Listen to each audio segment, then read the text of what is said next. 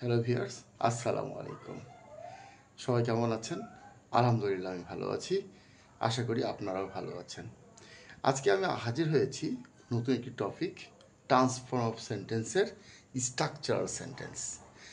আমরা জানি structural sentence বা গঠনগত সেন্টেন্স তিন প্রকার: সিম্পল, কমপ্লেক্স এবং কম্পাউন্ড সেন্টেন্স। চলুন জেনে নেওয়া যাক সিম্পল সেন্টেন্সটা কি। সিম্পল মানে সহজ বা সরল বাক্য, যে সেন্টেন্সে একটি সাবজেক্ট থাকবে এবং একটি ফাইনাইট ভার্ব থাকবে। তাহলে একটি ক্লজ থাকলেই হচ্ছে সেটা সিম্পল সেন্টেন্স। যদিও একটি ক্লজ থাকলে সেটার ক্লজ হয় না, সেটা একটা সেন্টেন্সই হয়ে থাকে। যেমন he is a good boy, এখানে হি একটা সাবজেক্ট, গুড একটা অ্যাডজেক্টিভ এবং ইজ একটা হচ্ছে ফাইনাইট ভার্ব। সেক্ষেত্রে আমরা বলতে পারি এটি একটি সিম্পল সেন্টেন্স।